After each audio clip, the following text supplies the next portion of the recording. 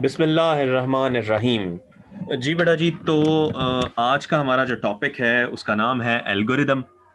Algorithm क्या चीज़ है? पहले हमने देखा कि कोई भी प्रॉब्लम आती है तो सबसे पहले हम उसका फ्लो चार्ट बनाते हैं।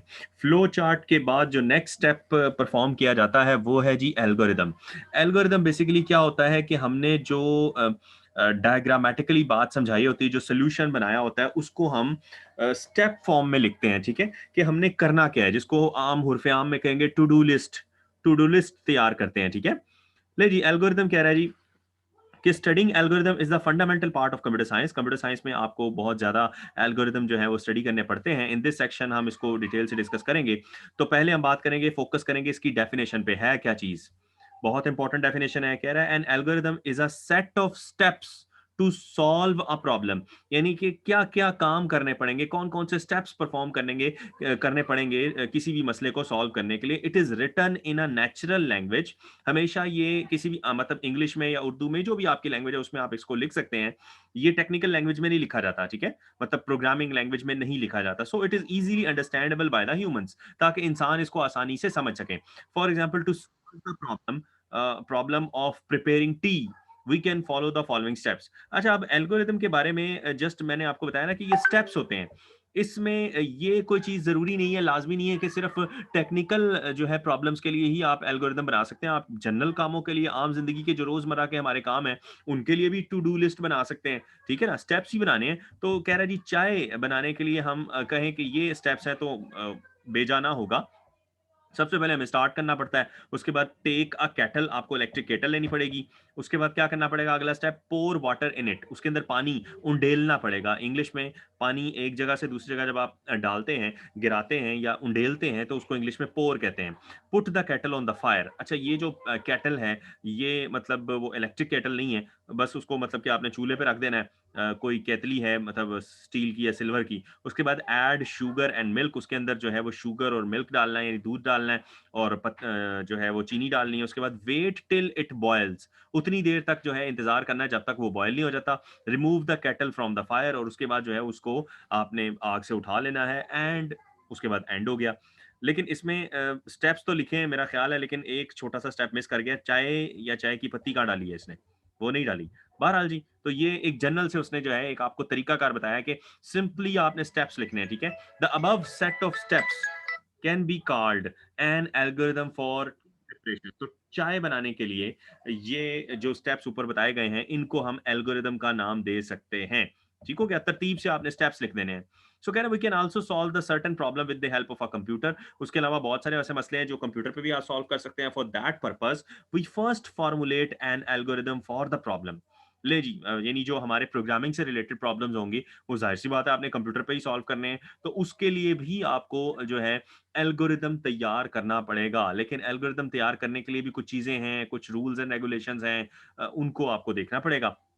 And then translate that algorithm into a set of instructions for the program computer. यानी कि फिर आपने उसको उसका प्रोग्राम लिखना है फाइनली। यानी कि तीन काम आपको मोटे मोटे करने हैं। सबसे पहले आपने फ्लो चार्ट बनाना है, जो कि हमने लास्ट लेक्चर में क्लियर कर लिया था। उसके बाद आपने एल्गोरिदम लिखना है, और फिर उसके बाद आपने प्रोग्राम लिखना है एंड पे। यानी कि प्रोग्राम लिखना इतना आसान नहीं है। So usually an algorithm takes an input. आमतौर पर एल्गोरिदम क्या करता है, उसमें भी इनपुट ली जाती है, प्रोसेसिंग की जाती है, और फिर उस प्रोसेसिंग के अकॉर्डिंगली आउटपुट दी जाती है। And then after processing producing some output. ठीक हो गया? तो फिर आप कोई ना कोई आउटपुट जो है उसकी प्रोड्यूस कर देते हैं। ले जी, इससे पहले कि हम इसकी फॉर्मुलेशन को पढ़ें, उससे पहले आपको एक जो है बहुत इंपॉर्टेंट इसका क्वेश्चन जो है, ये शॉर्ट क्वेश्चन आ जाता है कि क्या रोल, क्या है, अहमियत क्या है एल्गोरिदम की इन इन प्रॉब्लम सॉल्विंग। हम बेसिकली चैप्टर कौन सा पढ़ रहे हैं? प्रॉब्लम सॉल्विंग वाला चैप्टर पढ़ रहे हैं। तो क्यों इसकी जरूरत क्या पड़ी? पढ़ते हैं जी, इसका रोल क्या है, किरदार क्या है। An algorithm has a vital role in problem solving. कह रहा है जी, एल्गोरिदम जो है इसका बहुत ही अहम किरदार है। As it provides a step by step guide to the problem solver. यानी जो प्रॉब्लम सॉल्वर है, वो उसने एक बार जब एल्गोरिदम बना लेता है ना, तो उसको ज्यादा मेहनत नहीं करनी पड़ती। वो जस्ट एक एक स्टेप पे फोकस करता है, और एक एक को सॉल्व करता जाता है, उसको राइट करता जाता है, तो उसका जो है फाइनल सोल्यूशन उसको मिल जाता है।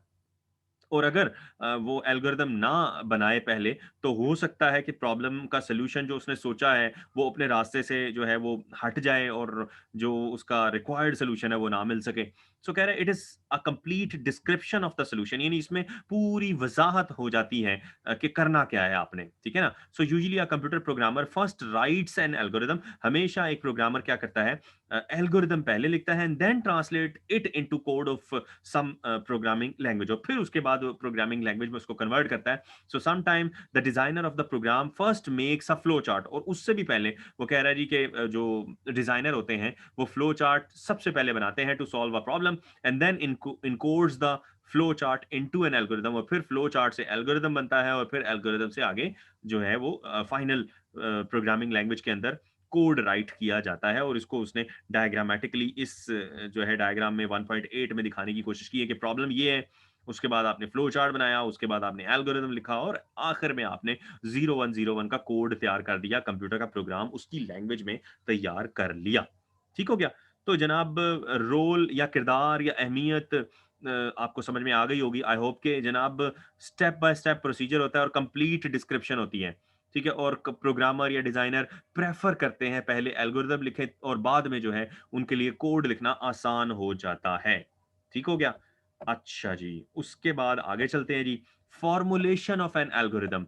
अब एल्गोरिदम बनाने के लिए कोई ना कोई रूल्स तो होने चाहिए। जैसे हमने लास्ट टाइम देखा था, फ्लो चार्ट बनाने के लिए भी कुछ रूल्स थे, उनको फॉलो किया था, फिर जाके हमारा जो है वो फ्लो चार्ट हम बनाने में सही फ्लो चार्ट बनाने में हम कामयाब हो सके। तो यहाँ पर भी कोई ना कोई कुछ नोटेशंस होंगी, कुछ कीवर्ड्स होंगे जिनका इस्तेमाल करना ज़रूरी है। अच्छा, अब एल्गोरिदम में याद रखिएगा जो आपके स्टेप्स हैं, वो आपने उनके अंदर जो वर्डिंग यूज़ करनी है या नोटेशन यूज़ करनी है, वो इतनी जामे और मतलब डिस्क्रिप्टिव टाइप होनी चाहिए कि मतलब लंबी चौड़ी कहानियां नहीं लिखनी इसके अंदर, ठीक है ना। तो इस चीज से अवॉइड करना है, यानी एक ऐसा वर्ड हो कि जिसको देखते ही सारी स्टोरी समझ में आ जाए, कुछ ऐसी जो है वो आपने बात लिखनी है, ठीक है जी। तो नोटेशन की जिक्र कर लेते हैं जी। कह रहा है सबसे पहले स्टार्ट करना है आपने, जैसे हमने इससे पहले फ्लो चार्ट देखा था, वहां पर भी हमने देखा कि स्टार्ट का सिंबल आता है, तो यहां पर भी आपने स्टार्ट करना है। कह रहा है it is the starting point of an algorithm, every programme must have one starting point, यानी कि कोई एंट्री पॉइंट जहां से वो स्टार्ट हो रहा है, हमेशा स्टार्ट आपने करना है, बगैर स्टार्ट की आप इनपुट नहीं ले सकते। ठीक हो गया ना। आपको हमेशा एक एल्गोरिदम को कहीं ना कहीं से स्टार्ट करना है। उसके बाद आ गया जी इनपुट। इनपुट उसके नाम से ही जाहिर हो रहा है कि आपने यूजर से वैल्यू एंटर करवानी है। सो कह रहा है it is use to get input from a user and store it in computer memory, और आपने उसको कंप्यूटर की मेमोरी में स्टोर करवाना है विद सम नेम, किसी ना किसी नाम से, यानी आपने मेमोरी के अंदर स्टोर करवाना है। और मेमोरी के अंदर आपको पता है आपको मेमोरी सेल चाहिए, मेमोरी सेल को नाम देंगे आप। मेमोरी सेल को जो हम नाम देते हैं उसे वेरिएबल कहते हैं। ठीक हो गया। तो इनपुट लेकर आपने किसी ना किसी मेमोरी लोकेशन में उसको स्टोर करवाना है, उस मेमोरी लोकेशन को नाम भी देना है। क्लियर होगी बात जी। उसके बाद आ गया सेट। सेट में क्या होता है कि आप खुद से जो चीज सेट करते हैं, यानी मल्टीप्लाई करना है, डिवाइड करना है, आप इसमें कह सकते हैं प्रोसेसिंग भी कह सकते हैं इसको, ठीक है ना। So it is used to give name to the data in computer memory, यानी कंप्यूटर की मेमोरी में जो चीजें पड़ी हैं उनको कोई ना कोई नाम देना है। It is also used to update the value of an existing data, उसके अलावा ऑटोमेटिकली अपडेट करने, या जैसे ऑटो काउंटिंग के लिए भी इस्तेमाल होता है, ऑटो काउंटिंग, ठीक है। या उसके अलावा जो भी प्रोसीजर आपने करना है, प्रोसेस परफॉर्म करना है, तो उसको आपने सेट के जरिए जो है, यानी मल्टीप्लाई करवा के सेट कर दिया कि इसकी जो भी आंसर आए उसको z नाम के वेरिएबल में डाल दें, तो सेट करवाएंगे करवाएंगे ना आप वहां पर। चले जी, उसके बाद आ गया if else. Very important notation. आपको पता है प्रॉब्लम सॉल्विंग में जगह जगह आपको डिसीजन लेना पड़ता है, आपको कंडीशन लगती है, कंडीशन के ऊपर आपने दो या दो से ज्यादा रास्तों में से कोई एक रास्ता जो है उसे चूज करना होता है, तो उसके लिए इफ एल्स स्टेटमेंट इस्तेमाल होती है नहीं। सो कह रहा है it is use to check the condition. तो कंडीशन पर डिपेंड करता है कि इफ चलेगा या एल्स चलेगा। अगर तो कंडीशन ट्रू है तो इफ के बाद वाली स्टेटमेंट चलेगी, और अगर कंडीशन फॉल्स है तो एल्स के बाद वाली स्टेटमेंट चलेगी। एक वक्त में एक ही चीज चलती है। याद रखिएगा कि आम जिंदगी में भी तो इफ को हम यूज करते हैं ना, आम लैंग्वेज में। अगर अगर को आप लोग बड़े अच्छे अंदाज में समझते हैं। आम अपनी उर्दू जुबान में अगर हम बात करें तो हम कहते हैं ना कि अगर ऐसा हो जाए तो ये कर लो, अगर दरवाजा खुला है तो अंदर आ जाओ, अगर चेयर मौजूद है या कुर्सी मौजूद है तो बैठ जाओ। यानी कि अंदर आने के लिए क्या जरूरी है? दरवाजे का खुला होना, यानी कंडीशन आपने लगाई है वो कंडीशन ट्रू होनी चाहिए। यानी आम जिंदगी में भी इफ के बाद एक कंडीशनल स्टेटमेंट आती है और उसका आंसर हमेशा हाँ या ना में आता है। ठीक हो गया। सो कह रहा है for example the condition like if A is less than B, कह रहा है a condition is evaluated as true और फॉल्स इन केस, यानी कंडीशन जो है हमेशा उसका आंसर या ट्रू होगा या फॉल्स होगा, इन बिटवीन नहीं हो सकता। या दरवाजा खुला है या बंद है, या चेयर मौजूद है या नहीं मौजूद, ठीक है।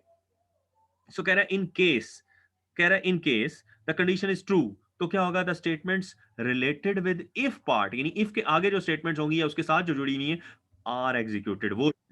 अदरवाइज नहीं तो, मतलब कि अगर कंडीशन फॉल्स हो जाती है तो एल्स के बाद वाली जो स्टेटमेंट्स हैं वो चलेंगी। मिसाल के तौर पर यूजेज कह रहा है सपोज ए की वैल्यू 5 है एंड बी की वैल्यू 7 है। मिसाल के तौर पर ए 5 के बराबर है, यानी 5 के बराबर से मुराद है ए की वैल्यू 5 है और बी की वैल्यू 7 है। तो कंडीशन कह रहा है if A is less then 5, तो सेट कर दो सी टू 10, यानी सी में 10 डाल दो, ठीक है। नहीं तो एल्स, देखो ना, इफ का मतलब है अगर, ठीक है, अगर, और एल्स का मतलब होता है वरना। एल्स का लफ्जी मतलब क्या है, वरना, यानी अगर चलेगा नहीं तो वरना चलेगा। सो कह रहा है अगर ए की वैल्यू छोटी है 5 से तो सी के अंदर 10 डाल दो, एल्स सी में 20 डाल दो। सेट, सेट का मतलब क्या, सी एक और मेमोरी लोकेशन है, उसमें या तो 10 वैल्यू आएगी या 20 आएगी, लेकिन ये चीज डिपेंड कर रही है इस कंडीशन पर। और हमेशा कंडीशन जो है छोटी ब्रैकेट में लिखी जाती है, ये नोटेशन है। बहरहाल तो कह रहा है writing else part is optional. बहरहाल एल्स को आप ना भी लिखें तो भी चल जाता है, लेकिन इफ और एल्स इकट्ठे ही हमेशा ज्यादातर यूज होते हैं। देखिए उसके बाद है जी गो टू। गो टू में क्या होता है, आप प्रोग्राम के या सोल्यूशन के एक पार्ट पे खड़े हैं, वहां से आप बगैर किसी वजह के जो है किसी दूसरे हिस्से पर जंप करवाना चाहते हैं, या कंट्रोल को शिफ्ट करवाना चाहते हैं, कंट्रोल को ट्रांसफर करवाना चाहते हैं, उसके लिए हम गो टू स्टेटमेंट या गो टू नोटेशन जो है वो इस्तेमाल करते हैं। सो कह रहा है it is used to transfer control to a certain step of an algorithm. तो यानी आपने जंप करवा दिया एक खास स्टेप पर। सो it is usually required in loops, तो आमतौर पर इसका जो ताल्लुक है वो लूप्स में ही होता है, कि जब तक जो है वो आपने, लूप कहते हैं जी रेपिटेशन को। कभी कभार आपको प्रॉब्लम की सोल्यूशन में बहुत सारी जगहों पर आपको रिपीट करना पड़ेगा चीजों को, तो कब तक रिपीट करना है, रिपीट कैसे करना है, तो गो टू की मदद से आप रिपीट करवा सकते हैं, बार बार बार बार जितनी बार चाहें आप चीज को रिपीट करवा सकते हैं। उसके बाद आ गया जी आउटपुट। सारी कैलकुलेशन करने के बाद, सारा सॉल्यूशन बनाने के बाद, जब तक आप आउटपुट नहीं देंगे काम खत्म नहीं होगा, यानी कि आपने कुछ नहीं किया। आउटपुट मतलब आउटपुट लाजमी है, ठीक है ना। So it is used to display the values, तो जो भी आपने कैलकुलेशन की है, जो भी प्रोसेसिंग की है, वो सारी चीजों को आपको दिखाना भी है, स्क्रीन पर डिस्प्ले करवाना है, उसके लिए आपको आउटपुट का कीवर्ड यूज करना पड़ेगा। और लास्ट में है जी स्टॉप या एंड। एंड नहीं जिक्र किया इसने, अब आपके कोर्स में सिर्फ स्टॉप है, तो आपने स्टार्ट स्टार्ट किया ऊपर एल्गोरिदम, ठीक है ना, तो उसको एंड नहीं करना, आपने रोकना नहीं है, तो स्टॉप के लिए आपको स्टॉप का कीवर्ड यूज करना पड़ेगा, जहां पे आपका खत्म हो जाए algorithm. So it is the termination point of an algorithm. Termination का मतलब होता है जी खत्म हो जाना, किसी चीज का एंड हो जाना। क्लियर होगी बात जी। तो ये हमने आज जनरल जनरल स्टेप्स पढ़े हैं, तो इसके साथ ही हम एक आधा एल्गोरिदम भी देख लेते हैं। ये हमारे पास आ गया जी हमारा स्मार्ट सिलेबस। तो हमने डेफिनेशन देख ली, पेज नंबर 15-16, फॉर्मूलेशन देख लिया। हालांकि वो रोल वाला शायद आपके कोर्स में नहीं था, लेकिन मैंने वैसे पढ़ा दिया आपको। तो 1 2 5 7 9, तो आज हम एल्गोरिदम नंबर 1 को देख लेते हैं, ठीक है। एल्गोरिदम नंबर जो हमारे पास 1 आ रहा है, उसको जो है वो हम देख लेते हैं, ठीक हो गया। चलें जी। ओके जी, तो हमारे पास एल्गोरिदम जो 1 है, एग्जाम्पल पहली जी क्या कह रहा है जी, टू फाइंड द सम, यानी आपने सम निकालना है, प्रोडक्ट, प्रोडक्ट भी निकालनी है, एवरेज एंड एवरेज, यानी तीन चीजें निकालनी है, और 5 गिवन नंबर्स, आपने 5 नंबर यूजर से लेने हैं और उनको सम भी करना है, उनको मल्टीप्लाई भी करना है। प्रोडक्ट का मतलब होता है मल्टीप्लाई, और एवरेज भी निकालना है। नहीं जी, तो सबसे पहले स्टेप 1। अच्छा, ये बात शायद बताना ऊपर मैं भी भूल गया हूँ, और शायद बुक वाले ने भी नहीं लिखा, कि आपने हमेशा जो भी काम करना है इस तरीके से आपने स्टेप 1 स्टेप 2 स्टेप 3 इस तरीके से साथ में हेडिंग्स बनानी है, इनके बगैर नहीं लिखना, ठीक है। तो सबसे पहले आपने स्टार्ट किया स्टेप 1 में, उसके बाद इनपुट नंबर्स, आपने यूजर से 5 नंबर लेने हैं, और उनके नाम आपने ये दे दिए, N0 N1 कॉमा कॉमा लगा के जितने चाहें आप एक ही लाइन पर जितने चाहे वेरिएबल्स इकट्ठे इनपुट करवा सकते हैं। वेरिएबल मतलब ये मेमोरी लोकेशन को कहते हैं। इनके नाम आप ए बी सी भी रख सकते हैं। इसने N1 N0 N2 sorry N0 N1 N2 N3 N4 लिए, आप जो भी लेना चाहे, A B C D E, मतलब 5 जितने भी आपके आ रहे हैं, A B C D E, ई तक भी ले सकते हैं, या कुछ भी नाम ले सकते हैं, ठीक है। उसके बाद क्या करना है आपने, सेट, यानी आपने प्रोसेस करना है, तो सेट सम, सम नाम का एक और वेरिएबल लिया आपने। टू, यानी आप सम में करवा रहे हैं, टू कर दो, क्या कर दो, N0 plus N1 plus N2 plus N3 plus N4, यानी जितनी भी चारों वैल्यूज हैं, पांचों वैल्यूज हैं, उनको करो सम, प्लस करो, और जो भी आंसर आ रहा है वो सम नाम के एप्लीकेशन में डाल दो। इसी तरीके से सेट प्रोडक्ट 2, यानी आपस में मल्टीप्लाई कराओ इन पांचों को और प्रोडक्ट नाम के वेरिएबल में डाल दो। आप वेरिएबल का नाम कुछ भी रख सकते हैं, एस पी ए भी रख सकते थे, यानी S for sum, P for product और ए फॉर एवरेज, लेकिन उसने पूरा पूरा नाम एग्जैक्ट यूज किया है। इसी तरीके से सेट एवरेज टू, इस तरीके से आप जो है उसने एवरेज लेने के लिए क्या किया है, पांचों को सम करके टोटल नंबर ऑफ वैल्यू से डिवाइड करवा दिया। या ये भी कर सकते थे सम डिवाइडेड बाय 5, क्योंकि सम में पांचों सम हो चुके हुए हैं, ठीक है। तो ऐसे भी कर लेंगे, सम डिवाइडेड बाय 5 भी कर लेते, तब भी बात ठीक थी। यानी जो भी आंसर है वो एवरेज नाम के वेरिएबल में डाल दें। और आखिर में आपने एक ही स्टेटमेंट से आउटपुट पे करवा दिया सम कॉमा प्रोडक्ट कॉमा एवरेज, यानी आउटपुट के कीवर्ड के साथ, यानी कि शो करवा दो और एंड करवा दिया या स्टॉप करवा दिया। देखिए यहाँ पर उसने स्टॉप का वर्ड यूज किया है, यहाँ पर एंड कर लिया, एक ही बात है। ले जी, तो यहाँ पर मेरा ख्याल है मैं अपने आज के लेक्चर को कंक्लूड करता हूँ। तो आज हमने अपना एक नया जो है वो टॉपिक स्टार्ट किया है जिसका नाम है एल्गोरिदम।